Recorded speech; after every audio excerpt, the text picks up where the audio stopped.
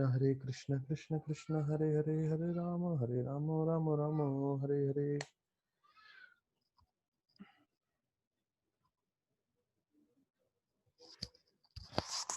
हरे कृष्णा। सभी भक्तों का स्वागत है आज के भागवतम कथा के लिए। विशेष रूप से मैं काफ़ी I am very grateful to all the devotees who have assembled. आप लोग एकत्रित हो रहे हैं, इसलिए जो है एक कथा करने का मौका मिल रहा है। तो अभी तक हम लोग ने जो है पहला स्कंद पूरा समाप्त किया है, दूसरे स्कंद पे हैं, भागवतम के पहले अध्याय पे। और तकरीबन पहले अध्याय का जो है मैंने पूरा आप लोगों को ओवरव्यू दे दिया था। तो कल हमने क्या चर्चा किया, जिसको फास्ट हम लोग देख लेते हैं। हाँ, पहले श्लोक में बताया गया है पहले अध्याय के कि आपके जो प्रश्न है बहुत ही उत्तम है, क्योंकि वो लोगों का कल्याण करने वाले हैं। तो लोग पूरी दुनिया में बात कर रहे हैं, पर ऐसे प्रश्न जो भगवान के संबंधित होते हैं उससे सबका कल्याण होता है, बोलने वाले का, सुनने वाले का और पूछने वाले का भी। तो हमें ध्यान रखना है कि हम अपने बोलने की शक्ति जो है उसका सही सदुपयोग करें, दुरुपयोग ना करें। तो वो पहले श्लोक का वर्णन है। और फिर दूसरे तीसरे श्लोक में आके बताया जाता है कि कैसे दूसरे श्लोक में अभक्त जो होते हैं उनको हजारों चीजों में सुनने में रुचि है, पर उनको भगवान के बारे में नहीं सुनना। तो ये भक्त और अभक्त के बीच में मेजर डिफरेंस मालूम चलता है। और फिर बताया जाता है अभक्त कैसा अपना दिन जो है पैसे कमाने में और अपने जो है परिवार का पोषण करने में जो है समय बिताता है, और रात को सोने में, इंद्र भोग करने में। और फिर बताया जाता है उसको लगता है कि मेरे बीवी, मेरा बच्चे, मेरे शरीर, ये लोग सब मुझे जो है बचाएंगे, पर वास्तविक रूप में इन सब का नष्ट होने ही वाला है, ये निश्चित है। पर ये ग्रह मेधी जो व्यक्ति है, मेधी मतलब प्रभुपाद जी बोलते हैं द्वेष करता है, वो ये समझता नहीं है कि वास्तविक रूप में सबका अंत होने वाला है, और वो इस भ्रम में रहता है। तो यहाँ पे मैं जस्ट होल्ड दूंगा और आप लोग को ये बताऊंगा, देखिए भागवतम कितना प्रैक्टिकल है। लोग बोलते हैं हमने भगवान को देखा नहीं है, हमने मृत्यु के बाद क्या होता देखा नहीं, हमने आत्मा देखी नहीं है। पर आप जस्ट इसको समझेंगे,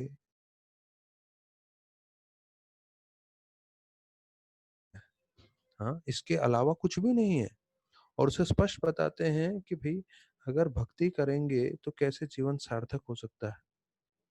और फिर वो सबसे फेमस श्लोक कल हमने जो लिया, तस्मात् भारत सर्वात्मा भगवान ईश्वरो हरि श्रोतव्य कीर्तितव्य च स्मर्तव्य इच्छता अभयम। तो मैं मार कर रहा था, पहले, दूसरे और तीसरे अध्याय में कम से कम 4 श्लोकों का वर्णन है, जिसमें बताया जा रहा है कि श्रवण करें, कीर्तन करें, स्मरण करें। मतलब 2 ही अध्याय में 3 अध्याय में 4 श्लोक आ रहे हैं, तकरीबन तकरीबन वैसे ही, जो उसमें बता रहे हैं बार बार कि क्या करना है, श्रवण करना है, कीर्तन करना है, स्मरण करना है। तो ये पहले स्कंद में बहुत जगह रिपीट हुआ है। मुझे मालूम है एक दिन जो है एकादशी का दिन था, मैंने पूरा जो है फर्स्ट हाफ 40 मिनट्स में मैंने ये सब बताया कि फर्स्ट कैंटो में कौन से अध्याय में यही श्रवण कीर्तन के ऊपर जो है जोर दिया गया है। उसी प्रकार से प्रभुपाद जी भी अपने तात्पर्य में बार बार रिपीट करते हैं एक चीज। वैसे ही आप देखेंगे सुखदेव गोस्वामी और सूत गोस्वामी ने जो यहाँ चर्चा किया है, वो बार बार जो है एक ही चीज को बता रहे हैं कि क्या भक्ति मतलब श्रवण कीर्तन स्मरण, भक्ति मतलब श्रवण कीर्तन स्मरण, कि जो पढ़ने वाले हैं उनके मन में अच्छे से बैठ जाए कि अगर मुझे भक्ति में प्रगति करना है तो हमें जो श्रवण कीर्तन हमेशा करते रहना है। तो ये 5वां श्लोक का था, और उसमें मैंने बताया था आपको, प्रभुपाद जी लिखते हैं कि बाय प्रोविडेंस, प्रोविडेंस मतलब काल के प्रभाव से कोई कोई भी व्यक्ति हो और कोई भी कार्य में लगा हो, भले वो स्त्री हो, पुरुष हो, बच्चा हो, बूढ़ा हो, व्यक्ति हो, लेकिन अगर वो भगवान की हरि कथा को अपने जीवन में जोड़ देगा तो संपूर्ण रूप से सार्थकता प्राप्त करेगा। प्रॉपर लिखते हैं he will get complete success in what ever field of activity he is doing. तो हमें बस कृष्ण भक्ति जोड़नी है। और फिर बोलते हैं अंते नारायण स्मृति, 6ठे श्लोक में कि भाई हमें भगवान का स्मरण करना है। और फिर ऐसे बढ़ते हुए 11वें श्लोक में आता है कि इसमें फल स्तुति आया था 10वें श्लोक में कि ये सब हम सुनेंगे तो हमें भगवान का स्मरण रहेगा। फिर 11वें बोलते हैं श्लोक में कि हरे नामानुकीर्तनम, वापस से ये दूसरा श्लोक है। पहला हम पिछले श्लोक में हमने 5वें नंबर पे देखा था, ये 11वें श्लोक। अनुकीर्तनम, हरि के नाम का हमें कीर्तन करना चाहिए। एतान निर्विद्यमानाम इच्छताम अकुतोभयम योगिनाम निर्नीतम हरेर नामानुकीर्तनम, कि हरि नाम का कीर्तन करना चाहिए। तो ये 11वां श्लोक में वापस से बताया गया है। और फिर 12 से 14 श्लोक में हमने देखा कि कैसे खटवांग पुराण, खटवांग महाराज, ये खटवांग पुराण का बार बार मुझे इसलिए वर्णन आ रहा है क्योंकि मैंने गौरांग प्रभु से एक प्रवचन सुना था जिसमें वो बोल रहे हैं कि कैसे एक जगह खटवांग पुराण का वर्णन आया था उनके प्रवचन में। कहते एक व्यक्ति है, वो कुछ तो सुनता है, वो क्या करता है, वो प्रवचन देते समय जो है, प्रवचन देते वो वाद विवाद में लगा होता है और उसने पढ़ाई लिखाई ज्यादा नहीं किया होता है, लेकिन वो कैसे तो उसको परास्त करने के लिए वो एक पुराण लेता है और बोलता है पुराण जो है ये बहुत शक्ति देता है, उसको अपने कान के पास लगाता है और बोलता है इस पुराण के हिसाब से ऐसा है ऐसा है ऐसा है करके। और वो दिग्विजय जो पंडित होता है उसके सामने पूरी तरह से परास्त हो जाता है। तो फिर वो बोलते हैं अरे जो राजा है तुमने उसको परास्त कैसे किया, तुम तो इतने पढ़े लिखे नहीं हो और तुमने बोला खटवांग पुराण है, तो ये क्या है खटवांग पुराण। तो बोलते हैं देखो मेरे घर का खटिया टूट गई थी, हाँ, तो खटिया टूट गई थी तो खटिए का जो पैर है, ठीक है, तो मैंने इसके पैर को एक कपड़े में लपेट दिया था। खटवा का अंग जो बहुत पुराना है इसलिए इसको मैं खटवांग पुराण बोलता हूँ। मेरी खटिया का पैर, उसका जो खटिया का पैर है तो खटिया का अंग जो बहुत पुराना है इसलिए बोल रहा था खटवांग पुराण। तो ये कथा में सुना था, तो उसके हिसाब से वो दिग्विजय को परास्त करता है। तो यहाँ खटवांग महाराज को बोलते हैं कि कैसे उन्होंने एक पल भर में, जो यहाँ पे एक मुहूर्त बोल रहे हैं, और मुहूर्त मतलब 48 मिनट्स, 48 मिनट होता है, वो कल हमने चर्चा किया कि कैसे अपना जीवन उन्होंने सार्थक किया। तो बोल रहे हैं कि भाई आपको तो बहुत ज्यादा समय है। तो यहाँ तक 14 श्लोक तक जो है वर्णन आता है, हम लोग के लिए बहुत ध्यान पूर्वक हमें करना है। उसके बाद भी महत्वपूर्ण चीजें हैं जो प्रभुपाद तात्पर्य में बताते हैं। लेकिन यहाँ से फिर अष्टांग योगों का वर्णन है और फिर विराट रूप का वर्णन है। कल हमने देखा 23 से 26 से पूरे 37 तक। और फिर 38 में बोल रहे हैं कि मैं भी तुम्हें Virat, I have describe this Virat रूप एज धर्म आश्रय फॉर द अटैच्ड योगी। तो ये भी हमारे लिए जो है, योगियों के लिए जो है विराट रूप का वर्णन किया है। और वो बोलते हैं कि जो आसक्त योगी होता है वो इस पे ध्यान करता है, और अगर इसके अलावा वो किसी और चीजों पे याद ध्यान करेगा तो उसका पतन हो जाएगा। तो एक चीज मैं आप लोगों को बताना चाहूंगा कि विराट रूप मतलब ऐसे पूरे तरह से सूर्य को, अग्नि को, पहाड़ों को, और जो है अलग अलग चीजों को जो है देख के कई लोग उससे प्रभावित हो जाते हैं। तो कई लोग होते हैं जो बहुत नेचर के प्रति उनको प्रेम रहता है और वो पेड़ नहीं कटना देना चाहते हैं, या जो पूरे नेचर की तरफ जो इतने आकर्षित होते हैं। और ये एनवायरमेंटलिस्ट जो लोग होते हैं और पूरे एनवायरमेंट के लिए लगे रहते हैं, बड़ा बड़ा सेमिनार करते हैं और कैसे ग्लेशियर्स मेल्ट हो रहे हैं, फलाना फलाना कर रहे हैं। तो अच्छा बात है ये करना। कोई मुझे बता रहा था अभी ओजोन रोल लेयर जो था, जो फटा हुआ था, वो भर गया है क्योंकि लॉकडाउन है। तो कितने लोग ये एनवायरनमेंट के पीछे हैं, और एनवायरनमेंट में जो भी है, भले ही वो नदी है, भले ही वो समुद्र है, भले ही वो पहाड़ है या पेड़ हैं, इनसे जो प्रेम करता है, एक तरह से मैंने सुना था प्रवचन में, वो ये विराट रूप को पूजने वाले हैं। डायरेक्ट नहीं पर इनडायरेक्ट रूप से, कि वो भगवान को नहीं पूज रहे पर इन सब चीजों के प्रति उनका प्रेम है, उनकी रक्षा करना चाहते हैं, वगैरह वगैरह। तो अभी हम, अच्छा अभी हम जो है कल जहाँ पे हमने छोड़ा था तो वहां से हम चर्चा करते हैं। तुलसी विलास प्रभु, आपको जो है ध्यान है हमने कौन से परपट का हमने बताया था लास्ट? चेक करता हूँ गुरुजी। अच्छा, किसी को याद है? ठीक है, मैं स्टार्ट कर देता हूँ।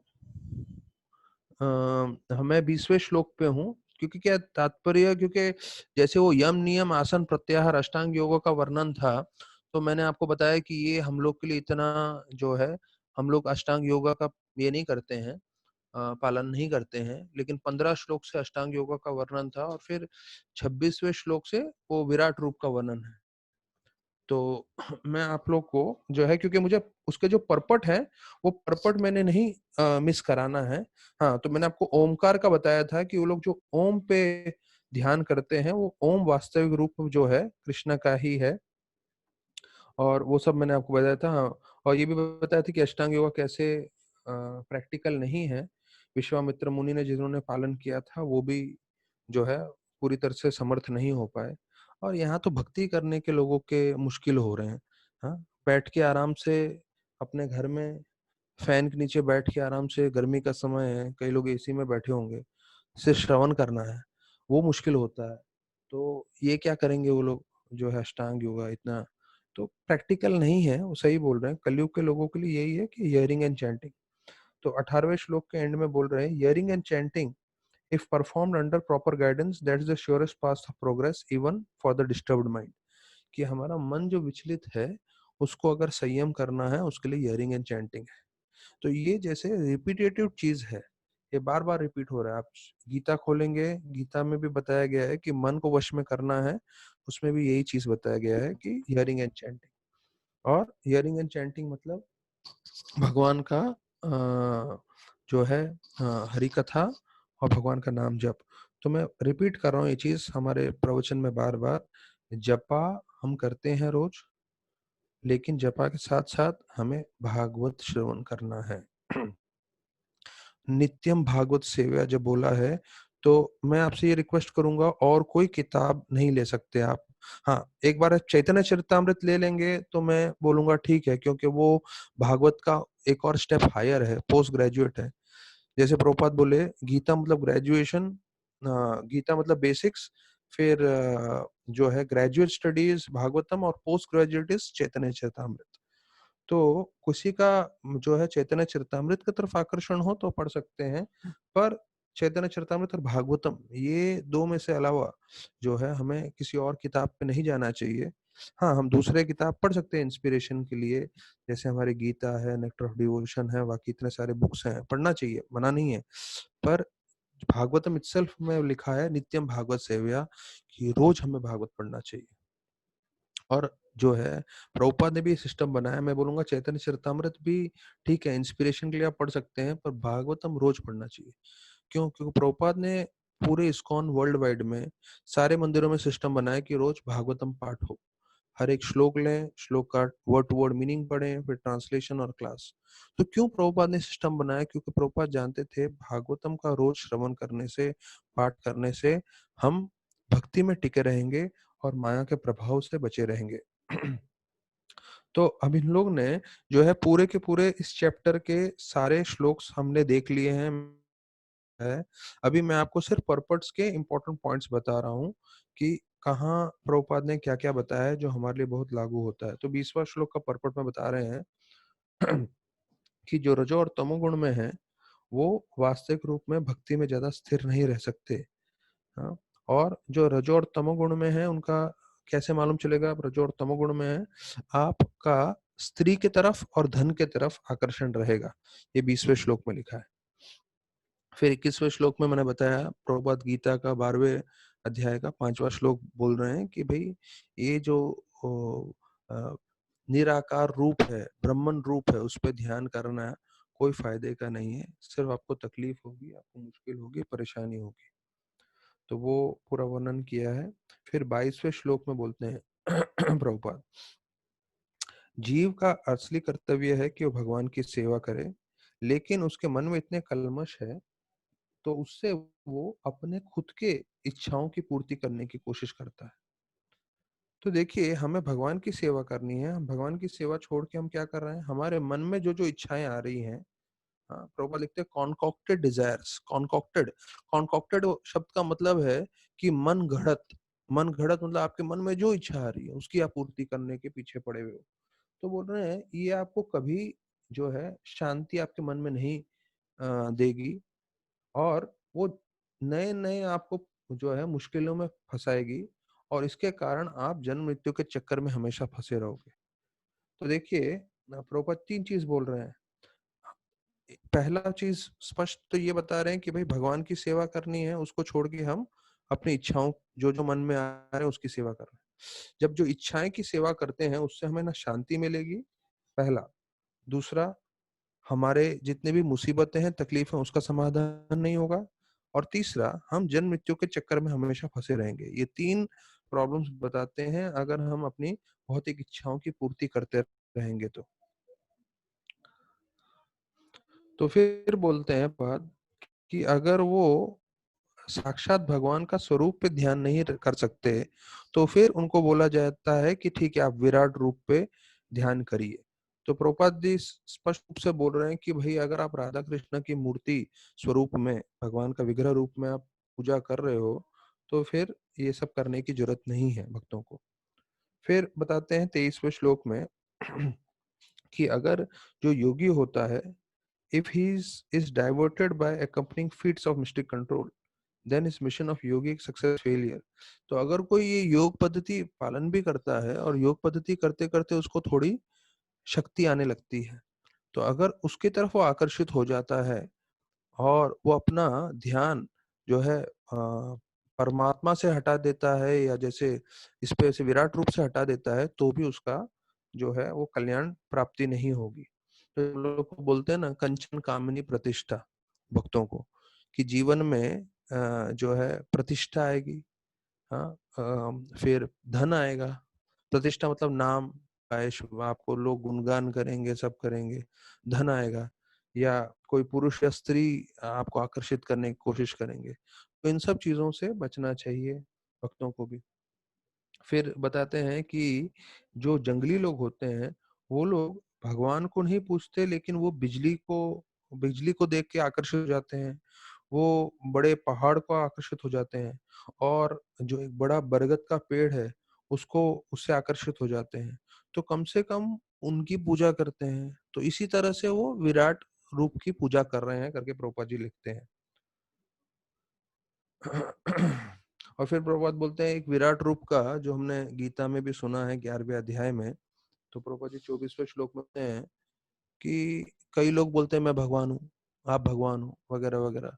तो कोई बोलता है मैं भगवान हूँ, तो उसको बोलिए आप विराट रूप अपना दिखाइए। और एक विराट रूप अर्थात हजारों सूरज के समान प्रकाशित हो सकता है वो। इतना शक्ति है विराट रूप में, हजारों सूर्य के समान। तो इतना कोई दिखा दे तो आप हाँ तुम भगवान हो। तो ये कोई चीप चीज नहीं है, ये कोई फालतू चीज नहीं है कि मैं भगवान हूँ और आप भगवान बन सकते हो। ये सब बकवास की बातें हैं। Once and for all devotee इन सब बकवास चीजों में टाइम बर्बाद नहीं करता, और इनके ऊपर ध्यान भी नहीं देता इन सब चीजों में, क्योंकि हमारा समय मूल्यवान है। हमें भक्ति में समय लगाना है। तो एक बार आप समझ गए ये चीज, उसके बाद आप सब समझ सकते हैं, जितने लोग भक्त लोग सुन रहे हैं स्पष्ट रूप से, कि भाई ये विराट रूप दिखाना किसी भी ये जो है मानव से संभव नहीं है। यहाँ तक कि कोई देवता भी ऐसा विराट रूप नहीं दिखा सकते, उसे कृष्ण भगवान दिखा सकते हैं। फिर बताते हैं आगे, then they can see on the circular sky overhead without any information that this universe as well as many other hundreds of thousands of universe are each covered by sevenfold material coverings। तो ये बोल रहे हैं कि ये जो सृष्टि है किस तरह से बना हुआ है उसका वर्णन कर रहे हैं, कि हमारी जो सृष्टि है उसके ऊपर जो है 7 तरह के कवरिंग्स हैं, 7 तरह का उस पे जो है एक तरह का आवरण है। उसमें बोलते हैं क्या है वो आवरण? जल, अग्नि, हवा, आसमान, और जो है एक अहंकार। तो ये सब चीजों से जो है ढका हुआ है। और प्रभुपाद जी बोल रहे हैं हमारी सृष्टि किसके समान है? एक फुटबॉल के समान है। और फुटबॉल जिसको आप कवर कर देंगे काफी, और उसको फिर एक समुद्र में छोड़ देंगे, तो वैसा है हमारा पृथ्वी, जो गर्भोदक सागर में पड़ा हुआ है, जो महाविष्णु ने बनाया है।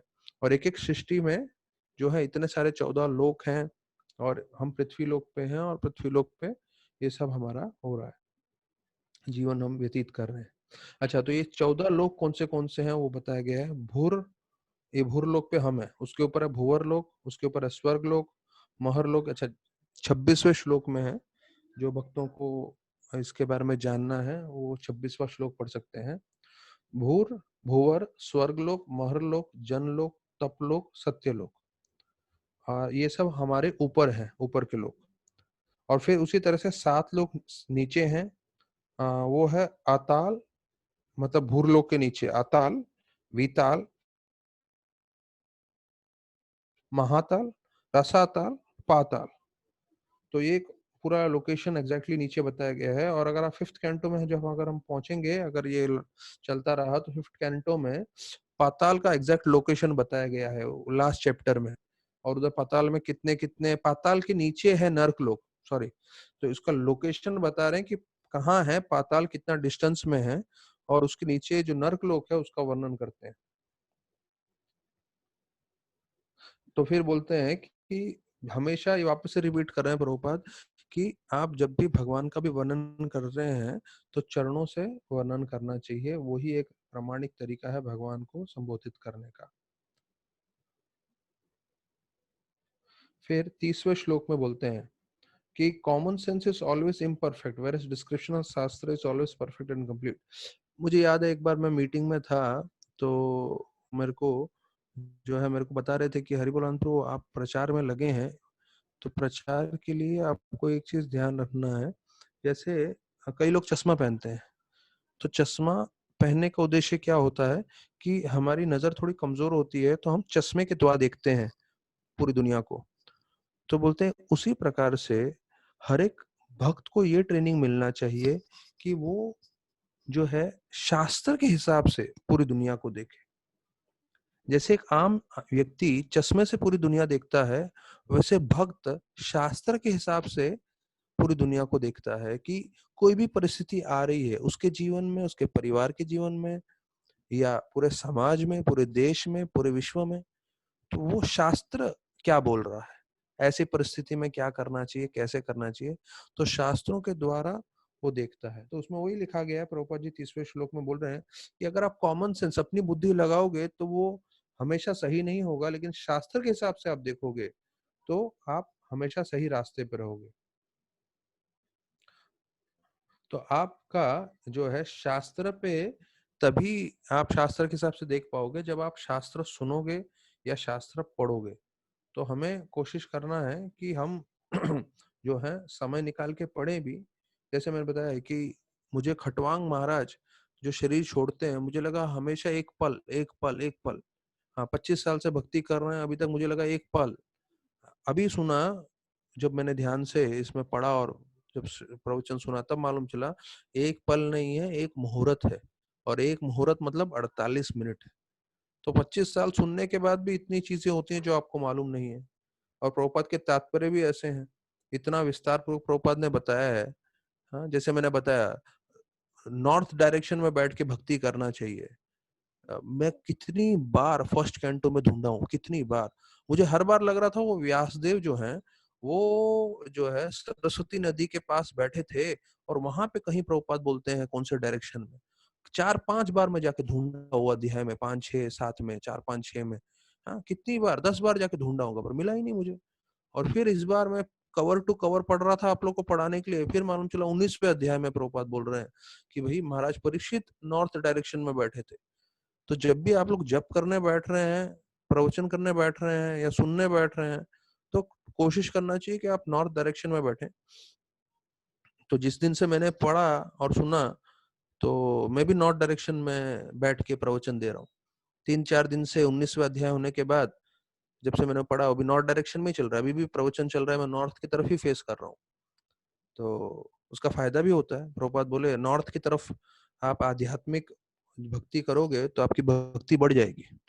तो मेरा पढ़ाई डबल हो गया जब से मैंने नॉर्थ में डायरेक्शन में पढ़ने का कोशिश किया है। आप लोग चिंता मत करिए, आप लोग को डबल टाइमिंग नहीं रहेगा। 5:15 में रोज एंड करने वाला हूँ, आपका डबल नहीं रहेगा, मेरा खुद का डबल हो रहा है। फिर बट व्हेन द रिलेशनशिप्स, ये 36वां श्लोक में बोल रहे हैं Prabhupada, but when the relationships are re-established in relation to the Supreme Lord, there is complete unity between all living entities, even up to the limit of wild animals and human society. तो प्रभुपाद जी बतला रहे हैं कि अगर कृष्णा भावनामृत हम बीच में रखें, तो कृष्णा भक्ति की इतनी शक्ति है कि हर मानव में जो है मित्रता, प्रेम का प्रभाव बढ़ेगा। तो ये सिर्फ आपको उदाहरण देने के लिए महाप्रभुपाद बोल रहे हैं। महाप्रभु के जीवन में देखिए, ये मित्रता और प्रेम सिर्फ मानव में नहीं, मानव और जानवरों में भी हो गया था। जब महाप्रभु झारखंड में कीर्तन कर रहे थे, तो सारे जानवर एक दूसरे से मित्रता और प्रेम के तरह से वो कर रहे थे। हिरण और शेर एक दूसरे को आलिंगन कर रहे थे, कोई किसी को मार नहीं रहा था। तो बोलते हैं, अगर ये जानवरों में हो सकता है तो मनुष्य और जानवरों में भी होगा, और मनुष्य मनुष्य में भी होगा। तो अगर मनुष्य मनुष्य में मतलब हम लोगों के बीच में हम लोग देखते हैं, कई जगह द्वेष होता है, कई जगह क्रोध होता है, कई जगह अलग अलग प्रॉब्लम्स आते हैं। तो जित हम कृष्ण भक्ति तीव्रता से लेकर आएंगे हमारे जीवन में, तो सारे प्रॉब्लम्स निकल जाएंगे। और इसका जो है सबूत है ये चैतन्य महाप्रभु की लीला और जितना भक्ति विस्तार में हो रहा है। फिर प्रभुपाद जी जो है एक 37 श्लोक में पूरी इटैलिक में डाल दिए हैं, मतलब प्रभुपाद जी इसको मुख्य बोल रहे थे, तो मैंने भी हाईलाइट कर दिया है आप लोग से चर्चा करने के लिए। Human society therefore must learn to offer sacrifice not only with clarified butter but also with other manufactured goods in propagation of the Lord's glory, and that will bring about perfection in human society. मतलब अगर आप यज्ञ कर रहे हैं तो यज्ञ में सिर्फ घी नहीं डालना चाहिए, घी से यज्ञ नहीं करना चाहिए, अर्थात प्रभुपाद बोल रहे हैं हर एक चीज भगवान को अर्पण करना चाहिए।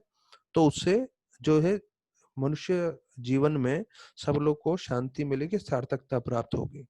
मतलब आप हर कार्य कर रहे हैं तो वो भगवान को अर्पण करके करना चाहिए। तो गीता में क्या बताया, यत करोषि यद अश्नासि यद जुहोषि ददासि यत यत तपस्यति कौन्तेय तत् कुरुष्व मदर्पणम्। आप जो भी कर रहे हैं आप भगवान को अर्पण करके करें। तो हर एक चीज में आप you should be Krishna conscious, आप कृष्णा भावनामृत होने चाहिए। तो हर कार्य में अगर आप ऐसा रहेंगे तो आप हमेशा कृष्ण के संपर्क में रहेंगे। जैसे एक भक्त आ गया था और वो जो है मंदिर में बोला कि ये तो मुझे ये ऑफरिंग करना है। तो जो भी आता है, कई बार नई नई चीजें लोग गाड़ियों की चाबी ला के ऑफर करते हैं, नया नया कुछ होता है ऑफरिंग करते हैं। तो उसने भी बॉक्स दिया कि ये ऑफर करना है, तो लिया हमारे भक्त ने। तो बोला अरे ये क्या है, देखा तो बॉक्सिंग ग्लव्स था। तो बोले अरे बॉक्सिंग ग्लव्स, तो बोले गोपीनाथ थोड़ी बॉक्सिंग ग्लव्स पहनते हैं। बोले नहीं नहीं ऑफर करिए, हमारे सब बताया गया सब कुछ ऑफर करना चाहिए। तो बोलते ऑफर करिए, तो शायद तुलसी उलसी दे के ऑफर किया होगा। तो बोलते लेकिन ये तुम ऑफर क्यों कर रहे हो। बोलता है भगवान को एक बार ऑफर कर दिया, फिर जब भी मैं इस बॉक्सिंग ग्लव से किसी को मारूंगा तो उसको गोपीनाथ जी का महाप्रसाद दूंगा। तो सब कुछ ऑफर करना चाहिए करके बतलाते हैं। The intelligent class of men और ब्राह्मणस में give direction to such sacrifice. अब ये देखिए जो बताया गया था प्रभुपाद ने कि सिर्फ घी नहीं डालना चाहिए यज्ञ में, हमें हमारा जीवन का सब कुछ भगवान को अर्पण करना चाहिए। जब ये यज्ञ हो रहा हो, भगवान की भक्ति करनी हो, तो उसका मार्गदर्शन कौन करेंगे, ब्राह्मण। क्षत्रिय और वैश्य क्या करेंगे, सब सामग्री देंगे। शूद्र क्या करेंगे, शूद्र मतलब जो निम्न वर्ग है, वो लोग शारीरिक रूप से मदद करेंगे ऐसे यज्ञ में, ऐसी सेवा में भगवान की। तो ब्राह्मण क्षत्रिय वैश्य शूद्र जितने लोग हैं, सारे के सारे भगवान की सेवा में लग सकते हैं। तो अभी कलयुग में ना ब्राह्मण है, ना क्षत्रिय है, ना वैश्य है, ना शूद्र है। शूद्र में मतलब जो शूद्र के भी असली गुण देखोगे तो मालूम चलेगा हम शूद्र से भी गिरे हुए हैं। हाँ? वैसे शास्त्र बोलता है कलो शूद्र संभवा, कलयुग में सभी शूद्र ही हैं। पर ये एक प्रमाणिक है कि जो ब्राह्मण है, जो ब्राह्मण की तरह जीवन व्यतीत करने की कोशिश कर रहे हैं, उनका कर्तव्य बनता है कि वो मार्गदर्शन करें लोगों का और उनको आध्यात्मिक रास्ते पे लगाएं, आध्यात्मिक भक्ति के मार्ग पे उनको आगे बढ़ाएं।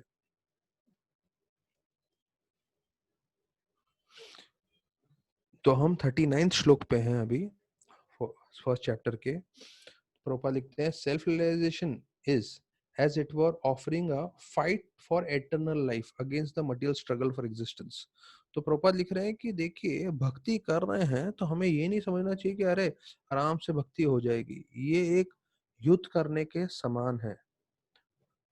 और प्रभुपाद लिखते हैं therefore the illusory grace of the external energy, the yogi or the devotee is faced with many allurement which can entangle a great fighter again in the bondage of material existence। कि एक भक्त को अलग अलग तरह से प्रलोभन आएंगे और वो उसको प्रलोभन देने का उद्देश्य ये है माया की तरफ से कि वो हमेशा इस भौतिक जगत में फंसा रहे और यहाँ से निकल के नहीं जाए। तो हमें ध्यान रखना है हम किसी भी प्रलोभन में ना फंसें और तीव्रता से भक्ति करते रहें। तो ये युद्ध करने के समान है। तो इसलिए बोलते ना, एक भागवत में नहीं लिखा है पर बाहर बोलते हैं everything is fair in love and war. तो आप प्रेम में हो या युद्ध में हो तो हर एक चीज सही है, ऐसा करके बोलते हैं। तो आपको समझना है कि आप जो है माया के साथ युद्ध में हो, भौतिक प्रकृति भौतिक जीवन के साथ युद्ध में हो, पूरी दुनिया आपके विपरीत है और आपको प्रेम है भगवान से और भगवान के भक्तों से। तो इसलिए आपको हमेशा उनका संग करना है। मैंने बचपन में कहानी सुनी थी, मुझे कई बार आप लोग को बोलना था पर मौका नहीं मिला, आज याद आ गया तो मैं बोलता हूँ। हम लोग सबने वो कहानी सुनी है ना कि ये तो वो मगरमच्छ को बीवी बोलती है कि मुझे कलेजा खाना है, हाँ, जो है बंदर का। तो एक बंदर को अपने पीठ पे बिठा के लेके जा रहा होता है और फिर वो बोलता है अरे वो मेरा कलेजा मेरा दिल तो मैं पेड़ पे छोड़ कर आया। तो बोलता है अच्छा अच्छा आओ जाके लेकर आओ। और फिर वो जाता है तो वापस वो चढ़ जाता है, बोलता है मैं तेरे साथ थोड़ी आऊंगा। तो ये कहानी हमने सुनी है। तो मगर मैं ये सोच रहा था कि हमारा दिल कहाँ होना चाहिए। हमारा दिल होना चाहिए भक्तों की सेवा में, गोपीनाथ जी के पास। अगर हम भी ये बोले कि यार किसी भी परिस्थिति में हमारा दिल वहीं पे है, तो फिर कितने ही मगरमच्छ आ जाए हमें आक्रमण करने के लिए, तो हम विजय हो जाएंगे, हम बच जाएंगे उनसे। क्यों? क्योंकि हमारा दिल हमारा मन भगवान के चरणों में है, वैष्णव के चरणों में है, उनकी सेवा में। फिर बताते हैं, ये लास्ट श्लोक है इस चैप्टर का। In ordinary sense one may achieve material benedictions in the shape of wealth and woman, but one is warned against such allurements. अभी देखिए यहाँ बता रहे हैं कि योगी का पतन कैसे होता है, अलग अलग तरह से प्रलोभन आता है। अब यहाँ पे प्रभुपाद बोल रहे हैं किस तरह का प्रलोभन है, धन का और स्त्री का। तो जब कोई स्त्रियां सुनती हैं तो राधानाथ महाराज बताते हैं कि उनके लिए पुरुष बन जाता है ये शब्द। तो अलग अलग तरह का प्रलोभन आएगा, पुरुष का या धन का, या पुरुष सुन रहे हैं तो स्त्री का और धन का। तो मतलब प्रभुपाद बोल रहे हैं but one is warned against such allurements because entanglement again in such illusory pleasures means degradation of the self and further imprisonment in the material world. मतलब वापस से आपका पतन हो जाएगा और आप इस भौतिक जगत में फंसे रहेंगे। तो by this warning one should follow one vigilant intelligence only. अब ये जो है आपको तीव्र बुद्धि लगा के भक्ति करनी है, ये प्रभुपाद जी बोल रहे हैं। देखिए विजिलेंट इंटेलिजेंस ओनली अर्थात हमें तीव्रता से अपना मन जो है लगा के रखना है कि कैसे हम धन के पीछे ना फंसे और पुरुष और स्त्री के पीछे ना फंसे और भक्ति करते रहें। प्रभुपाद लिखते हैं एक सपना में एक व्यक्ति बहुत सारे अपने लिए जो है मुश्किलें खड़ा कर सकता है सपना में, सपनों में देख के। वास्तविक रूप में कुछ मुश्किलें नहीं है, वो सोया हुआ है करके उसको सब मुश्किलें हैं। अर्थात कोई सपने में देख रहा है मुझे ये प्रॉब्लम है वो प्रॉब्लम है, तो उसका सरल समाधान क्या है, उसको उठा दो। जैसे ही उठ जाएगा नींद में से तो ये सब मुश्किलें हट जाएंगी। तो उसी प्रकार से है कि हमारे जीवन में जितनी भी परिस्थितियां विकट हैं, मुश्किलें हैं, क्यों? क्योंकि हम कृष्ण से संबंधित नहीं है। जैसे ही हम कृष्ण से जुड़ जाएंगे तो कृष्ण भक्ति करने लगेंगे, कम से कम जैसे बताया गया है 16 माला 4 नियम करेंगे तो फिर कृष्ण भगवान कंट्रोल ले लेंगे। फिर जो भी प्रॉब्लम्स आ रहे हैं तो जैसे हमने पूरा फर्स्ट कैंटो में सीखा है, वो कृष्ण भगवान स्वयं भेज रहे हैं जिससे हम अच्छे से भक्ति कर सके। तो हर एक प्रॉब्लम भी हमारे लिए आशीर्वाद ही होगा। हम्म? जैसे एक भक्त बोल रहा था ना, प्रभु जी आपके इतने लेक्चर्स हम लोग को पूरा साल लग जाता था सुनते सुनते, पर ये पिछले 1 महीने 40 दिन में हम सुन रहे हैं। हाँ, मैं बोल रहा हूँ उससे ज्यादा, इतना 1.25 घंटा अगर कोई ध्यान से सुने मंदिर में हम लोग क्लास करते हैं या जो मीटिंग करते हैं तो 40 मिनट से ऊपर मैं नहीं बोलता हूँ, या 1 घंटा ज्यादा बहुत ज्यादा बोलता हूँ।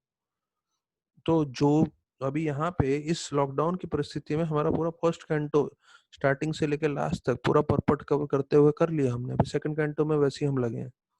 तो जो कुछ भी हो रहा है हमको कृपा है कैसे मालूम चलेगा, क्योंकि हम हर परिस्थिति में एक ही कोशिश करेंगे, एक ही चेष्टा करेंगे कि हम कैसे अपनी भक्ति बढ़ाएं, कैसे भगवान की सेवा बढ़ाएं, कैसे भगवान का नाम जप बढ़ाएं।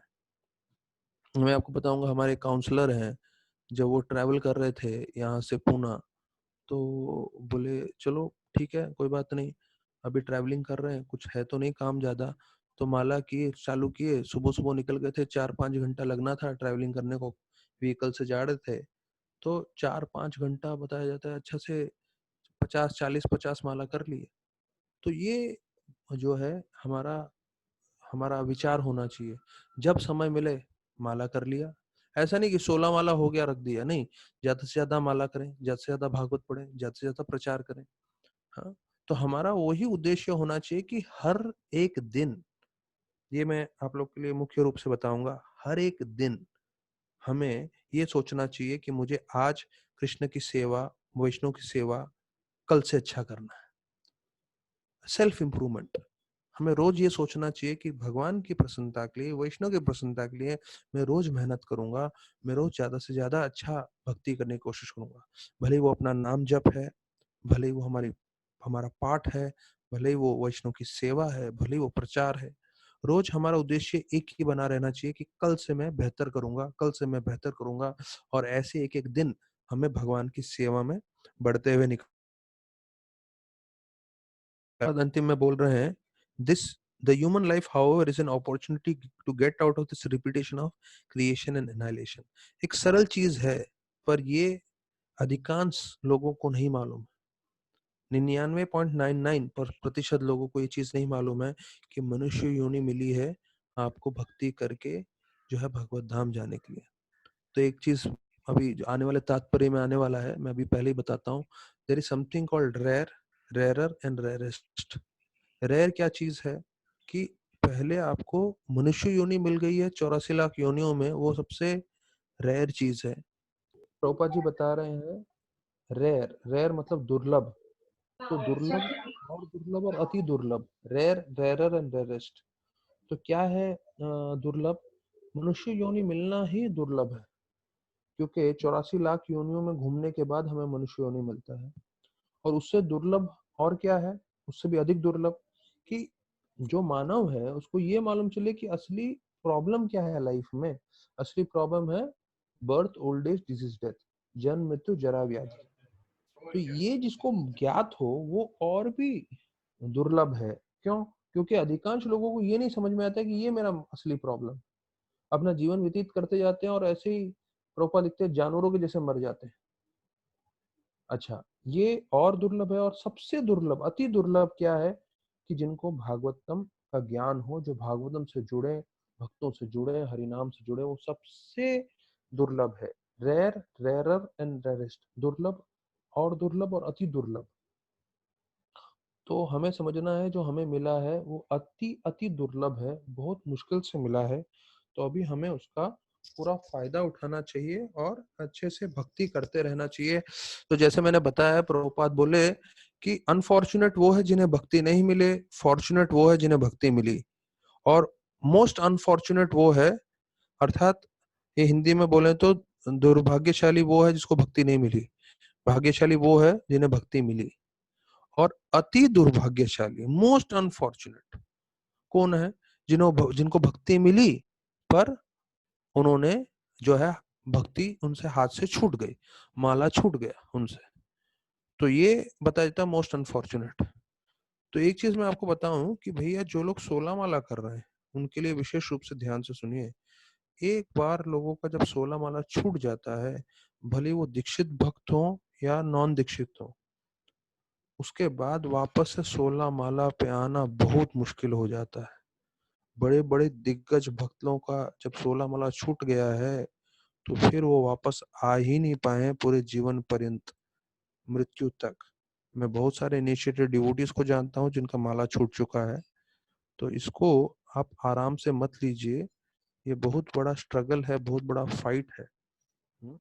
तो इसलिए हमें बहुत जरूरी तरह से समझना है कि हमें पूरा ध्यान पूर्वक जो है भक्तों के संग में टिके रहना है और अपना खुद का नियम बना के रखना है। अभी लॉकडाउन में थोड़ा आसान हो गया होगा क्योंकि ट्रैवलिंग नहीं कर रहे हैं सब लोग, लेकिन हमें अपनी प्रायोरिटी रखनी है कि सुबह उठें, माला कर लें, थोड़ा भागवत पढ़ लें, उसके बाद दिन भर का कार्य करें। तो जैसे महाराज बताते हैं, it creates you immune from all the outside environment. Immune मतलब जैसे अभी कोरोना वायरस चल रहा है तो सब लोग मुंह पे मास्क बना पहन के घूम रहे हैं। तो मुंह पे मास्क पहनने का मतलब क्या है कि भाई बाहर का इन्फेक्शन ना लगे। तो वैसे ही कर्मी अभक्त लोगों का हमें इन्फेक्शन ना पड़े, हम उनके जैसे जीवन व्यतीत करने नहीं लग जाएं, इसलिए हमें क्या करना चाहिए, हमें जो है सुबह अपना माला जप भागवत पाठ करके निकलना चाहिए और हमेशा पूरा दिन भर नम्रता का भावना रखते हुए, कृष्ण भावनामृत होते हुए दिन भर के कार्य करने चाहिए। तो ये हमने जो है पहला अध्याय समाप्त किया है। अभी हम दूसरे अध्याय पे हैं श्रीमद् भागवतम का, दूसरे स्कंद के। तो अभी दूसरे में जो है पहला श्लोक पे हम आते हैं। तो बताया जाता है कोई विराट रूप के ऊपर जो है किसी ने ध्यान करके जो है उनका कल्याण हुआ है क्या? तो ऐसा महाराज परीक्षित के मन में प्रश्न होगा। तो उसके लिए सुखदेव गोस्वामी बोल रहे हैं ये पहले श्लोक में, हाँ ऐसे हैं जिन्होंने ध्यान किया विराट रूप पे, उनको सार्थकता मिली, वो है स्वयं ब्रह्मा जी। और ब्रह्मा जी ने जो है विराट रूप पे ध्यान किया था। तो अभी मैं जैसे बता रहा हूँ इस श्लोक में भी काफी चीजें आएंगी जो है वो हमें सिर्फ भक्ति के हिसाब से जाना है। और जहां जहां जो है इस श्लोक में, इस अध्याय में मैं आपको बता दूं, सो सेकंड चैप्टर है। तो फर्स्ट चैप्टर आप लोगों ने सुन लिया। फर्स्ट चैप्टर का जो है पहले 11 श्लोक जो है भक्ति के ऊपर थे, और फिर 12 से 14 बताया गया है खटवांग महाराज का जो है मतलब खटवांग महाराज की कहानी बता के वर्णन किया है। और 15 से 39 पूरा अष्टांग योगा पे है। तो मैंने पूरा चैप्टर कवर किया है। तो भक्तों को ध्यान रखना है, ये जो 15 श्लोक है मैं आपको बता रहा हूँ, बहुत सारे लोग सेकंड कैंटो में बिल्डर होने वाले हैं अगर आप इसके बिना पढ़ने जाओगे तो। क्योंकि क्या हम लोग एक एक श्लोक पढ़ते हुए जाते हैं तो हमें कनेक्शन नहीं मालूम हो कि इस अध्याय में क्या है। तो हम लोग सोचेंगे अरे इतना सारा अष्टांग योग के बारे में, विराट रूप के बारे में, और श्लोक आएगा। अभी अब देखिए पहले अध्याय में जो है तकरीबन 39-40 श्लोक है, 39 वर्सेज हैं। तो उससे उसमें आप देखें सिर्फ 14 श्लोक भक्ति के बारे में है, और बाकी का पूरा जो है 40 में से 39 करेंगे तो 25 वर्सेस, 25 श्लोक जो है, 3/4 of the chapter is on अष्टांग योगा और विराट रूप के ऊपर। तो अगर ये समझ नहीं आएगा और आप बिना मार्गदर्शन के पढ़ने लगेंगे तो आपको लगेगा अरे ये क्यों बताया। तो हाँ, जैसे मैंने बताया था ऐसे लोगों के लिए बताया जो अष्टांग योगा करते हैं, जो विराट रूप पे ध्यान करते हैं, ठीक है, पर भक्तों के लिए ये लागू नहीं होता। ये पहला अध्याय था। अभी दूसरा अध्याय में मैं आपको बता दूं, सिर्फ 4 श्लोक अंतिम के जो है 33 से 37, हाँ, वो जो 4 श्लोक हैं उसमें वापस से भक्ति के ऊपर बताया गया है। बाकी अलग कर्म कांड के ऊपर, परमात्मा के ऊपर, कर्म मुक्ति के ऊपर, हाँ, और जो योगी होता है वो कैसे शरीर छोड़ेगा, परमात्मा के ऊपर पूरा विस्तार रूप जो है वर्णन किया है। हाँ, तो और ये सब जो जितना भी दिया गया है वो हम चर्चा करेंगे। पर मैं जब भक्ति का आएगा तो मैं आपको वापस से बताऊंगा कि हमें इस पे पूरी तरह से ध्यान देना है। हाँ, अभी जो पहले ये चौथा और पांचवा श्लोक है उसमें एक वर्णन आता है कि कैसे हमें वैरागी रहना है। वो हम सबको वैराग सीखना है। वैराग अर्थात जो है सरलता से जीवन जीना चाहिए, भौतिक चीजों की तरफ हमें ज्यादा आसक्ति नहीं रखना चाहिए। तो प्रभुपाद जी लिखते हैं पहले श्लोक के तात्पर्य के लास्ट लाइन में है, सेकंड चैप्टर का फर्स्ट वर्स का लास्ट लाइन। प्रभुपाद लिखते हैं liberation is never in action but service without human mistakes. तो मुक्ति मतलब क्या है? तो मुक्ति मतलब ये लोगों को मन में गलत धारणा नहीं होनी चाहिए कि मुक्ति प्राप्त करने के बाद हम कोई कार्य नहीं करेंगे, नहीं। मुक्ति के बाद बताया जाता है आपको जो है सेवा करनी है, लेकिन वो सेवा में मानव जैसे गलतियाँ करते हैं, वो गलतियाँ नहीं होंगी, भगवान की शुद्ध सेवा होगी। ये मुक्ति की परिभाषा बताते हैं। फिर बोलते हैं,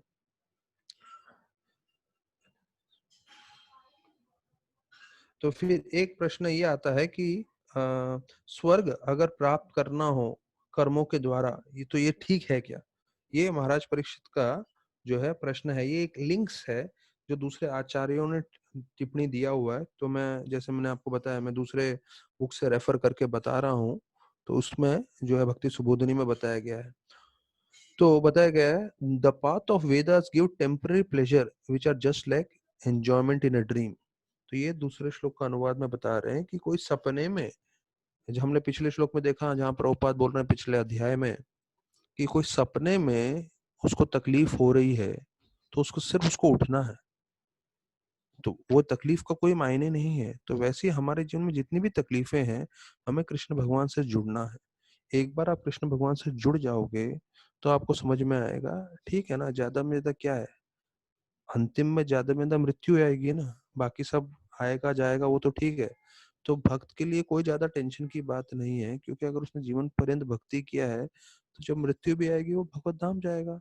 भगवत धाम नहीं जाएगा तो कृष्ण भगवान जहाँ ले जाना चाहते हैं वहां जाएगा, वहां जाके सेवा करेगा, क्योंकि उसके मन में एक ही प्रार्थना है, एक ही इच्छा है। हाँ, यम यम वापी स्मरण राम तजे तंते के लिए, आपकी क्या इच्छा है उसके हिसाब से आपको अगला शरीर मिलेगा। हाँ, तो इसलिए बोलते हैं कि जो लोग मांसाहार हमेशा खाने के लिए सोचते हैं तो उनको जानवर का शरीर भी मिल सकता है। क्यों? क्योंकि उनको मांसाहार में रुचि है। जिनको बहुत ज्यादा पानी में, समुद्र में ही तैरते रहना है, तैरते रहना है, तैरते रहना है, तो भैया ये मनुष्य शरीर क्यों चाहिए तुमको? मछली बन जाओ। तो वैसे ही अगर हमारी इच्छा स्पष्ट है कि भाई हमें भगवान की सेवा करनी है, भगवान की भक्ति करनी है, तो भगवान निश्चित रूप से भगवत धाम लेके जाएंगे हमें। और अगर यहाँ तो भागवतम में कितनी जगह श्लोकों में यही बताया गया है। हम लोग ने फर्स्ट कैंटो में सुना, वो एक शब्द है, अथेव धन्य भगवत थम यद वासुदेव अखिलोकनाथ कर। हाँ, सर्वात्मकम इस श्लोक में शब्द आता है, सर्वात्मकम। सर्वात्मक मतलब गारंटी, वो भी 100% गारंटी। कौन दे रहे हैं? सुखदेव गोस्वामी, व्यास देव, ये 100% गारंटी दे रहे हैं। हम लोग जाके मिक्सर लेकर आते हैं मार्केट से, हम लोग बोलते हैं भैया गारंटी कार्ड दो, वारंटी कार्ड दो। हाँ, यहाँ कौन दे रहे हैं? भगवान के स्वयं अंश, भगवान के अवतार व्यासदेव जी गारंटी दे रहे हैं, भैया जाओगे भगवत धाम, टेंशन मत लो। लेकिन टेंशन कब तक है? जब तक इस शरीर में है हम लोग, तो अब तक हमें ध्यान रखना है कि हम भक्ति करते रहें, हमारा मन भक्ति से हटे नहीं, चाहे कोई भी परिस्थिति हो। वो टेंशन की बात है। तो उसके लिए नम्रता से, तीव्रता से भक्ति करनी है, प्रार्थना करनी है। हम अपनी शक्ति के बल पे भक्ति नहीं कर पाएंगे, भगवान की, वैष्णव की कृपा के बल पे हम भक्ति कर पाएंगे और दूसरों भक्तों को भी जोड़ पाएंगे। ये हमें कभी भूलना नहीं है। तो दूसरे श्लोक में बोलते हैं ये पृथ्वी जो है प्रभुपाद का तात्पर्य कभी कभी जो है बहुत भारी लगता है मेरे को, और एक अलग ही एंगल में लगता है, एक अलग ही दृष्टिकोण से लगता है। देखिए हम लोग, ये मैं क्या बोल रहे हैं प्रभुपाद, उससे पहले आप लोग को बैकग्राउंड दे दूं। हम लोग मालूम है जब यात्रा में जाते हैं या कहीं भी घूमने जाते हैं तो किसी होटल में हम लोग जाके रहते हैं। तो होटल में जाने से पहले हम लोग कमरे देखते हैं, और कमरे ठीक ना हो तो हम लोग बोलते हैं नहीं इसमें नहीं रहना, क्योंकि हमें थोड़ा वेंटिलेशन लगता है, लाइट लगता है, हवा लगता है, और थोड़ा पेंट वेंट ठीक होना चाहिए, बिस्तर ठीक होना चाहिए। अगर उतना ना रहे तो हम किसी भी होटल में नहीं रहेंगे, अगर उसमें कुछ भी प्रॉब्लम हो तो बोलते हैं प्रभुपाद कि जो पृथ्वी है वो, it's not a happy land for residential purpose. जैसे कोई होटल में आप कमरा देखोगे और बोलोगे ये कमरा ठीक नहीं है, मैं यहाँ नहीं रह सकता, तो वैसे ही प्रभुपाद बोल रहे हैं ये पृथ्वी ही रहने के लिए योग्य नहीं है। तो हम लोग यहीं पे रह के मजा करने की कोशिश कर रहे हैं। और प्रभुपाद जी, ये आपका सेकंड के परपट में प्रभुपाद बोल रहे हैं, कि हम तो पृथ्वी के बारे में बोल रहे हैं, पर प्रभुपाद बोल रहे हैं ब्रह्मलोक चले जाओ, सत्यलोक चले जाओ, कहीं पे भी चले जाओ ना, वो कोई भी जगह ठीक नहीं है रहने के लिए। हाँ? तो सोचिए स्वर्गलोक में तो कितना आनंद है, लेकिन वो बोल रहे हैं ये भी जो है स्वीकार करने के योग्य नहीं है। तो हम भक्तों को एक चीज मार ठोक के, जैसे कीला कैसे ठोकते हैं हम दीवार में, वैसे एक चीज अपने दिमाग में बैठा देना है, सिर्फ भगवत धाम जाना है। फिर आगे इसमें आता है, प्रभुपाद बोल रहे हैं, such they sometimes go up to Brahmaloka and again come down to Patalaloka. अगर हमें ये चीज मालूम नहीं होगा, और अगर सिर्फ हम, कई लोग होते हैं जो कर्म कांड कार्य करने लगते हैं, अर्थात कोई तरह का यज्ञ कर रहे हैं, ये कर रहे हैं, क्यों? उसका उद्देश्य क्या है कि अगला जन्म में जो है आनंद भोग सकूं, मैं स्वर्ग में जा सकूं, वगैरह वगैरह। तो प्रभुपाद बोल रहे हैं कि ऐसे लोग ब्रह्म लोक से पाताल लोक, हमने जो 14 लोकों का वर्णन किया, बोला इन 14 लोकों में ऐसे गोल गोल गोल गोल घूमते रहेंगे, जैसे वो मैरी गो राउंड होता है। मैरी गो राउंड मतलब हम लोग जाते हैं ना सर्कस में, या वो एजल वर्ल्ड में वो बड़ा वाला झूला होता है जो ऊपर से नीचे तक जाता है। हाँ? तो वो फन एंड फेयर में लगता है ना बड़े वाले झूले, वैसे जो एकदम 40-50-100 फीट जितना ऊपर रहता है, और उसके ऊपर से गोल गोल गोल गोल घूमते रहते हैं। तो बोलते हैं वैसे ही जीव जो है हर लोक में जा रहा है, जन्म ले रहा है, फिर नीचे आ रहा है, ऊपर आ रहा है, नीचे जा रहा है। तो बोलते हैं वो उद्देश्य नहीं है, ये कोई भी जगह रहने योग्य नहीं है। फिर प्रभुपाद बोलते हैं, सिंपल स्टेटमेंट है, क्या बोल रहे हैं, the real happiness is in the kingdom of God. असली आनंद कहाँ है? भगवत धाम।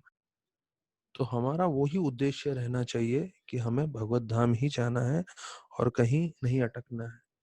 तो एक चीज मैंने प्रवचन में सुना था कि जब जीव जो है शरीर छोड़ देता है, तो आत्मा जब जा रही होती है तो उसको सब लोगों से होते हुए जाती है। मतलब जैसे मैंने बताया ना, अ, भूलोक के ऊपर है स्वरलोक, स्वर्गलोक, जनलोक, तपलोक, सतलोक, महरलोक, ब्रह्मलोक। तो जब हमारी आत्मा जा रही होगी, तो अगर हम जो है उसकी तरफ आकर्षित हो जाए, अरे स्वर्गलोक अच्छा है, अरे ब्रह्मलोक अच्छा है, तो बोलते हैं वो आत्मा वहां चली जाती है, अर्थात वहां आपको पुनर्जन्म लेना पड़ता है। तो आपको अभी से ही मन में निश्चित करना है कि हमें एक ही जगह जाना है, भगवत धाम। या कितना ही आकर्षण हो, उनसे आकर्षित नहीं होना है।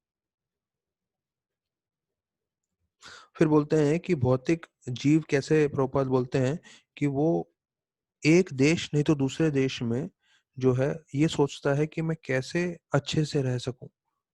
वो भक्ति करने की जगह वो क्या सोच रहा है उसके मन में, कि मैं इस परिस्थिति से दूसरे परिस्थिति में जाता हूँ, या इस देश से दूसरे देश में जाता हूँ।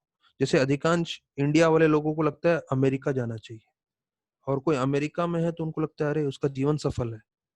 तो वो जीवन सफलता का वर्णन नहीं है। और यहाँ तक कि जहाँ गौ मांस पूरी तरह से लोग भक्षण कर रहे हैं पूरे देश में, तो उसका भले ही वो कितने ही धनी देश हो, या कितना ही जो है उनके पास फैसिलिटीज हो, एक वैष्णव ऐसे जगह पे नहीं जाना चाहेगा। क्यों? क्योंकि वहां पे इतना पाप हो रहा है। तो इसलिए हमें जो है कुछ सेवा हो उसके लिए जाना पड़े तो बात अलग है, नहीं तो हमारा मन के हिसाब से हमें नहीं जाना चाहिए। कई बार हमारे मन में आता है अरे घूमने जाना चाहिए, अरे देखने जाना चाहिए। अरे बाबा, वहां पे सबसे ज्यादा लोग जो हैं शराब का सेवन, सबसे ज्यादा मांसाहार कर रहे हैं पूरे विश्व में। तो वैसे सब जगह जाके क्या मतलब है? भक्ति करें और उसमें ही आनंद ढूंढे। क्योंकि नरोत्तम दास ठाकुर बोलते हैं कि कई बार भक्तों के मन में एक दूसरा दृष्टांत बताते हैं, वो बोलते हैं हमें इस तीर्थ स्थान पे जाना है, हमें उस तीर्थ स्थान पे जाना है। मतलब ये तो काफी अच्छा हो गया, क्योंकि मैं तो बोल रहा था विदेश जाने का।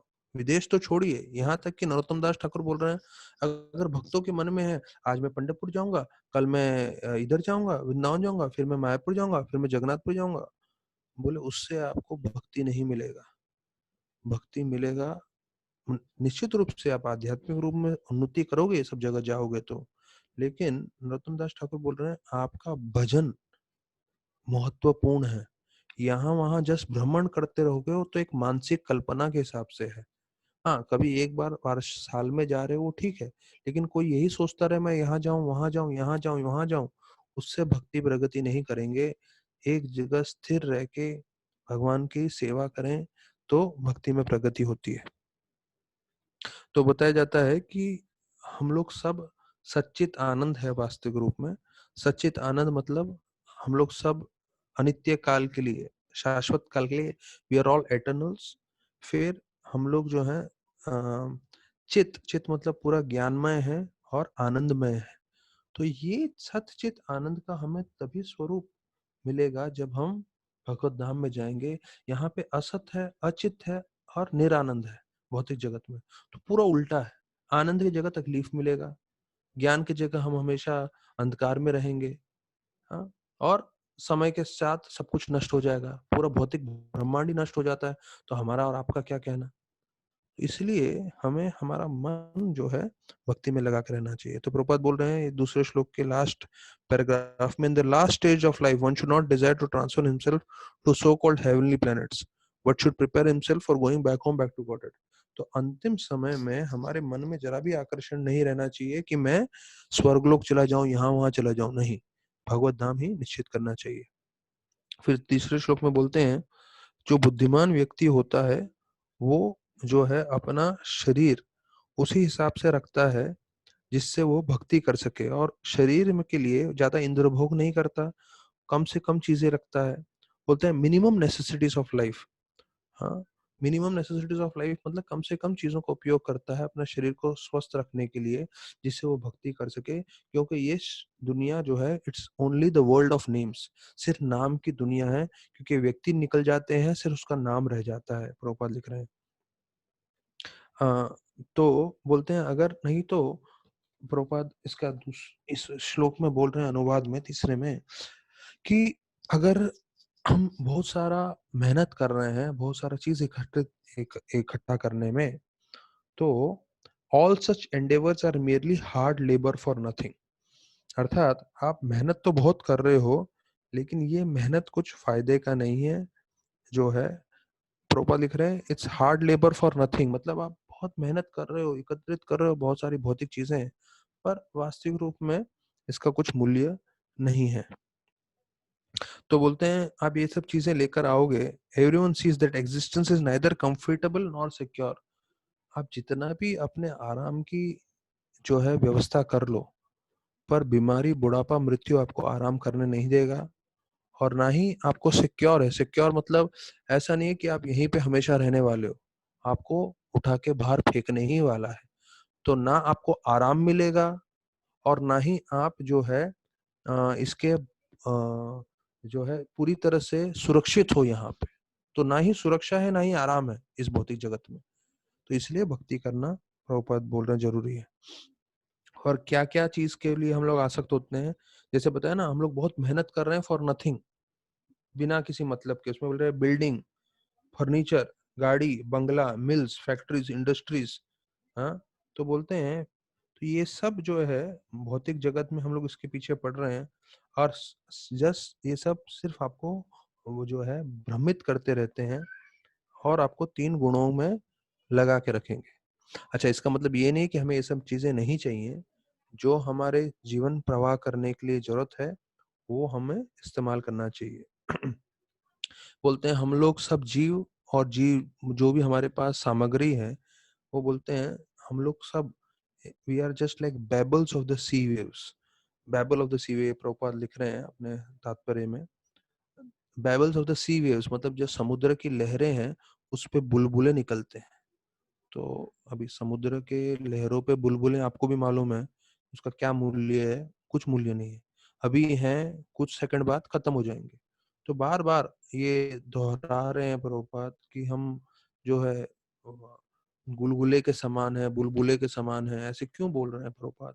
ये बार बार जो सुनने वाले हैं भक्तगण उसके मन में डालने के लिए कि शरीर नश्वर होने वाला है, खत्म होने वाला है कभी भी, तो हमें हमारा मन भक्ति में लगाए रखना है। तो फिर प्रभुपाद लिखते हैं a big material work fruity worker aspires after a big fortune in a matter of wealth, woman and worldly adoration, but those who are fixed in perfectly reality are not at all interested in such false things.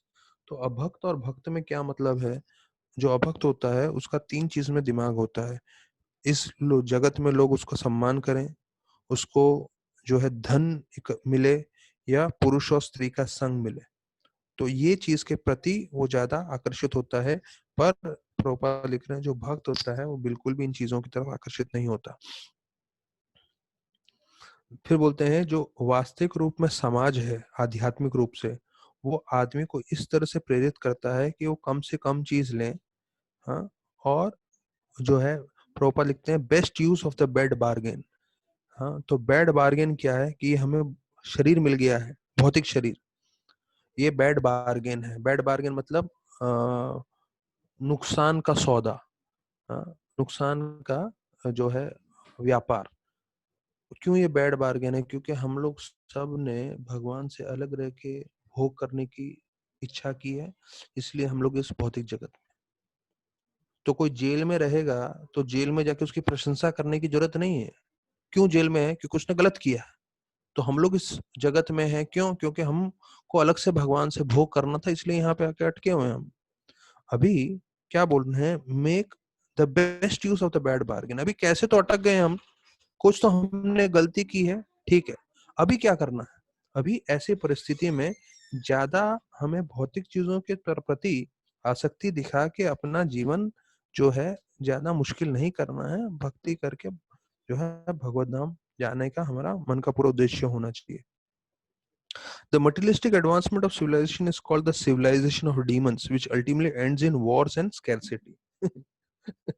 Prabhupada देखिए कैसे झाप रहे हैं, बोलते हैं ये जितना भी समाजवादी लोग हैं और जितना भी वो तरक्की कर रहे हैं वो बोल रहे हैं ये this is a civilization of demons, अर्थात राक्षसों का ये जो है समाज है। और इस राक्षसों के समाज में क्या होने वाला है? दो चीज, एक युद्ध और दूसरी स्कैरसिटी, मतलब कमी आने वाली है। तो देखिए अभी हम लोग जिस लॉकडाउन में बैठे हैं तो वो उसमें यही होने वाला है। क्यों? क्योंकि वो दानव लोग ज्यादा प्रवर्तित रहेंगे पूरे विश्व भर में, तो ऐसे ही करेंगे। तो भक्त को क्या चाहिए? उससे ज्यादा जो है विचलित न हो और भक्ति करते रहे। The transcendentalist in he specifically warned Yarvit to be fixed in the mind, so that even if there is a difficulty in plain living and high thinking, he will not budge even an inch from his stark determination. ये मुझे जो है प्रभुपाद जी का statement बहुत अच्छा लगता है। प्रभुपाद जी बोल रहे हैं इसे बोलते हैं भक्त का जीवन। है क्या जो है इतना भारी तरीके से प्रभुपाद ने बोला है, डिवोटी शुड नॉट बज इवन एन इंच। इंच मतलब एक एक इंच मतलब उसको मेजरमेंट मालूम है? हाँ? एक इंच बोले तो इतना छोटा सा जगह होता है। बोलता है एक इंच भी नहीं हिलना चाहिए भक्त। फ्रॉम ए स्टार्क डिटर्मिनेशन, मतलब भक्ति में से जो है जरा भी हिलना नहीं चाहिए भक्त। भले ही बाहर कुछ भी चलता रहे, तो मुश्किलें आएंगी हमें भक्ति करने के लिए, हमारा जो है अपना जीवन व्यतीत करने के लिए, लेकिन ऐसे समय में हमें बिल्कुल भक्ति से नहीं हिलना है। फिर प्रभुपाद बोलते हैं it is a suicidal policy to be intimately in touch with sense gratifiers of the world. तो अगर हम भौतिकवादी लोगों के प्रति हम उनके ज्यादा संग लेने लगेंगे तो वो किसके समान है? वो आत्महत्या करने के समान है। मतलब थोड़ा भारी जा रहा है, पर ये वास्तविक सही है कि हम लोगों को किसी भी कर्मी से ज्यादा आसक्त नहीं होना चाहिए। तो अभी एक प्रश्न हमारे मन में ये आएगा, प्रभु जी आप सही बोल रहे हैं, प्रभुपाद ने बोला है यहाँ पे तीसरे श्लोक में कि हमें कर्मी लोगों से दूर रहना चाहिए, स्वीकार किया। तो हम अपने सारे कर्मी फ्रेंड्स लोग को छोड़ देंगे, ठीक है। जितने सोसाइटी वाले हैं उनसे सिर्फ जितना काम है उससे उतना करेंगे। पर हमारे रिश्तेदारों का क्या करें जो अभक्त हैं, कर्मी हैं? रिश्तेदारों से तो संबंध नहीं छोड़ सकते, सही बात है। तो रिश्तेदारों से आपको रिश्ता निभाना है जिससे कभी ना कभी वो भी कृष्ण भक्ति में आ सके। लेकिन उनके साथ आदान प्रदान करते समय आपको बहुत ध्यान रखना है कि वो लोग क्या खा रहे हैं, उनका क्या दिनचर्या है, तो उसके साथ वो लोग क्या बातें कर रहे हैं। और ऐसा नहीं कि अगर आपके रिश्तेदार हैं कि तो 1 घंटा आपको पूरे दुनिया भर की बकवास सुना रहे हैं तो आपको सुनते रहोगे प्रजल्प, रिश्तेदारी है करके। हाँ, देख लीजिए अगर समय ऐसा है आपको करना पड़े थोड़ा करिए, पर मन हमेशा ध्यान रखिए। शास्त्र बता रहा है कि अगर आप किसी भी कर्मी व्यक्ति के साथ ज्यादा उसके साथ मिलाप करेंगे, ज्यादा मिलेंगे, ज्यादा बात करेंगे, ज्यादा मिक्स होंगे, तो वो एक आत्महत्या करने के बराबर है। ठीक है, तो ये जो है अभी हम चौथा श्लोक साथ में पढ़ेंगे। सत्यम श्रुतयो किम कशिप्य परश्येर बाहु स्वसिद्धिः उपभर्न है किम सत्य अंजल्यो किम पूर्णाधन पात्राय दिग्वल कवादो सति किम दुकुलय। तो ये चौथा श्लोक है। मैं चाहूंगा हम लोग इसमें जाने से श्लोक में जाने से पहले पांचवा श्लोक भी हम लोग साथ में पढ़ लेते हैं, क्योंकि चौथा और पांचवा हम साथ में लेने वाले हैं। चिरानि किम पथि न सनन्ति दिशन्ति भिक्षम नैवाग्रिपा पर भृता सरितो अपो अशून्याम रोधा गुहा किमजितो व्यति नोपसन्नन् कस्माद् भजन्ति कवो धनन दुर्मदानम। तो चौथा और पांचवा श्लोक का जो है वो बताया गया है कि what does it mean to work to keep one's body and soul together.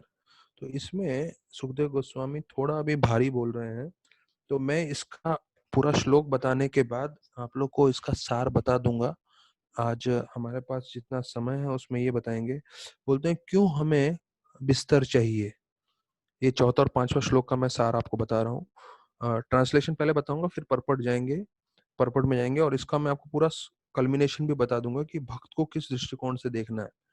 तो बोल रहे हैं क्यों आपको बिस्तर चाहिए, क्या धरती नहीं है सोने के लिए? आपको तकिया क्यों चाहिए? भगवान ने आपको जो है हाथ नहीं दिया है, अर्थात हाथ है तो तकिए की क्या जरूरत है? फिर आपको बर्तन क्यों चाहिए? भगवान ने आपको हाथ नहीं दिया है जिसको आप जो है बर्तन के जैसे इस्तेमाल करके उसमें पानी पी सकें, खाना खा सकें। फिर आपको कपड़े क्यों चाहिए? क्या पेड़ के जो चमड़े हैं जो होते हैं ना, तो वो पेड़ के चमड़े नहीं, पेड़ के क्या बोलते हैं वो बार्क बार्क, वो जो होते हैं वो नहीं है। फिर बोल रहे हैं अभी तक बाहर जो है पुराने कपड़े रास्ते पे नहीं मिल रहे हैं क्या पहनने के लिए? फिर क्या पेड़ अभी भी जो है फल नहीं दे रहा है? फिर बता देते क्या नदियां सूख गई हैं, वहां पे जल नहीं मिल रहा है क्या? और रहने के लिए पहाड़ों में गुफा नहीं है क्या? तो मतलब ये सब ऐसा जो है सुखदेव गोस्वामी एक अलग लेवल पे बता रहे हैं। और क्या भगवान अपने जो है भक्तों को नहीं बचा रहे हैं क्या, उनकी सुरक्षा नहीं कर रहे हैं? तो फिर हमें जो है धनवान व्यक्ति को जबरदस्ती जाके मिल के उसको जो है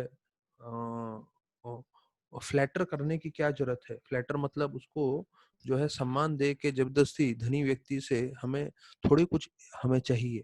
क्यों? क्योंकि पूरा चीज यहाँ पे मिल रहा है। सोने के लिए धरती है, खाने के लिए फल है, पीने के लिए समुद्र का पानी है, रहने के लिए गुफाएं हैं। ऐसे करके प्रभुपाद ये सुखदेव गोस्वामी बता रहे हैं। तो मैं पहले प्रभुपाद जी का चौथा और पांचवा का तात्पर्य पूरा परपट बता देता हूँ, उसके बाद मैं आपको उसका कल्मिनेशन बताऊंगा कि भक्तों के लिए क्या लागू होता है। क्योंकि आप सुन के बोलोगे अच्छा मैं बिस्तर पे नहीं सोऊं क्या, अच्छा तकिया नहीं इस्तेमाल करूं क्या? अभी आप देखेंगे तो आप प्रभुपाद भी बिस्तर पे सोते थे। आप जू में जाएंगे तो देखेंगे अब बिस्तर है। तो हम लोग को कैसे लागू होता है ये चीज? तो हमारे आचार्य पिलो यूज करते थे, तकिया यूज करते थे, और जो है बिस्तर यूज करते थे। और बर्तन अभी देखोगे तो 3-4 टायर का उनका वो कुकर है जू इस्कॉन में किचन में, तो यहाँ लिखा है बर्तन नहीं इस्तेमाल करना है। तो ये एक जो है भागवत के हिसाब से संपूर्ण उत्तम वैराग्य का दृष्टिकोण बताया गया है। पर हमें कैसे लागू करना मैं बताऊंगा। तो प्रभुपाद लिखते हैं कि मनुष्य जीवन में हमें अपनी शक्ति जो है सिर्फ भक्ति के लिए लगा के रखना चाहिए। We should not be using in vain in search for illusory happiness. अर्थात पहला पॉइंट प्रभुपाद जी ये बोल रहे हैं कि हमें ऐसा लग रहा है कि इसमें आनंद मिलेगा, उसमें आनंद मिलेगा, तो ऐसा हम सोच के यहाँ वहां में नहीं भागना चाहिए क्योंकि उसमें नहीं मिलने वाला है। शायद इसी श्लोक में बोल रहे हैं या दूसरे श्लोक में है, उसमें बोलते हैं जैसे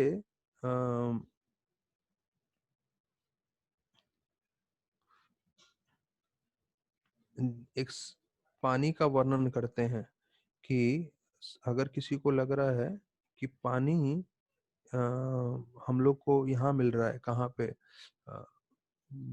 डेजर्ट में, तो रेगिस्तान में अगर आप हो और रेगिस्तान में आपको लगे कि यहाँ पानी है वहाँ पानी है, तो वास्तविक रूप में वो सिर्फ जो है भ्रम हो सकता है। असली पानी तो कहाँ पे है, जहाँ पे समुद्र हो, जहाँ पे नदी हो। तो उसी प्रकार से बोल रहे हैं कि असली आनंद कहाँ पे है? सिर्फ़ आध्यात्मिक जीवन में है। तो अगर वो छोड़ के हम यहाँ-वहाँ घूमते रहेंगे, तो हमें आनंद नहीं मिलने वाला है। फिर प्रभुपाद जी बताते हैं, while residing only for one night under one tree, ये जो है गोस्वामियों का बता रहे हैं कि कैसे गोस्वामी कितने वैरागी थे। सनातन गोस्वामी, रूप गोस्वामी, ये लोग मिनिस्टर थे, प्राइम मिनिस्टर ऑफ जो है फाइनेंस मिनिस्टर, चीफ मिनिस्टर के पद पे थे। बट जब उन्होंने वैराग धारण किया, तो वो लोग हर अलग-अलग पेड़ में नीचे सोते थे। ऐसा नहीं कि एक पेड़ ले लिया और एक पेड़ के नीचे सो रहे, नहीं। बोलते ये उनके वैराग्य का स्तर था। और ऐसा नहीं कि वैराग करके फिर वो क्या कर रहे थे, सो ही रहे थे, नहीं। वो सिर्फ 1 डेढ़ घंटा सोते थे रूप गोस्वामी, सनातन गोस्वामी, और दिन के 22 घंटे, साढ़े 22 घंटे वो जो है भगवान का नाम जप करते थे, भगवान का जो है शास्त्र लिखते थे और लोगों को प्रचार करते थे। इसलिए सनातन गोस्वामी का बताया जाता है, वो दिन जब उनका वो गुरु पूर्णिमा बोलते हैं, उस दिन सबसे ज़्यादा लोग गोवर्धन का परिक्रमा करते हैं, क्योंकि सबसे ज़्यादा लोग प्रभावित हुए थे सनातन गोस्वामी जी से। तो ये वैराग्य का एक-एक उदाहरण दे रहे हैं Prabhupada ji. So-called comfortable life are not actually helpful for progressive civilization. Rather, they are detrimental to such progressive life. कि आपको लगे कि हाँ भैया, मेरे लिए पूरा जो है ऐशो आराम होना चाहिए, तो वो आपको भक्ति में प्रगति नहीं करने देगा। उल्टा भक्ति के लिए ये जो है अच्छा नहीं है, प्रतिकूल है। फिर बताया जाता है, the renounced order of life is never meant for begging और living at the cost of others as parasite. ये बहुत जरूरी है। अब इसमें जैसे बताया है कि धनी व्यक्ति के पास जाके आप उसको चढ़ाना नहीं चाहिए, आपको उसकी स्तुति नहीं करनी चाहिए। तो प्रभुपाद जी बोल रहे हैं, जो साधु होता है, ये 5वें श्लोक में बता रहे हैं, पहले लाइन में ही है कि जो साधु होता है, हाँ, पूरी तरह से जो वैरागी है, उसको जो है he should not live like a parasite. Parasite मतलब जो कीड़े होते हैं, जो दूसरों का जो है दूसरी चीजें खा खा के जीते हैं। तो प्रभुपाद इतना भारी शब्द का उपयोग कर रहे हैं कि जो वैरागी होता है, वो वैरागी। How much time is left Tulsi Vilas Prabhu? ये 1 मिनट इज लेफ्ट। ओके, तो बोलो बाबा, मैं पूछ रहा हूँ, मैं तो टाइम का ट्रैक नहीं रख रहा हूँ, बट इसमें अच्छा सुनिए, 1 मिनट में मैं वाइंड अप करूंगा। कल हम लोग 5th नंबर वर्स से कंटिन्यू करेंगे। राधानाथ महाराज क्या बताते हैं सिंपल के लिए? अल्टीमेटली हमको क्या चाहिए? 3 चीज। एक, 6x3 सोने का जगह। दो, 2 टाइम सिंपल प्रसाद या 3 टाइम सिंपल प्रसाद। तीसरा, भक्तों का संग। तो महाराज इस सब चीज को कंक्लूड ऐसे करते हैं, अगर आपके पास सिंपल रहने का जगह है, सिंपल खाना है और भक्तों का संग है, आप हमेशा खुश रह सकते हैं। तो ये चीज हम कल वापस से डिस्कस करेंगे डिटेल में, पर ये कंक्लूजन है जो मैं आपको बता रहा हूँ कि इसका सुखदेव गोस्वामी जो बता रहे हैं। सिंपल लाइफ रखिए, भक्ति में लाइफ रखिए, खुश रहेंगे, भगवत धाम जाएंगे। ठीक है? तो अभी क्या मैं बोलूं और बीच में कट जाए, इससे अच्छा मैं यहीं पे समाप्त करूंगा। एक आप कुछ सेकंड्स बचे हैं, और फिर कल हम लोग जो है 5वें श्लोक से फिर कंटिन्यू करेंगे। बहुत बहुत धन्यवाद। हरे कृष्ण।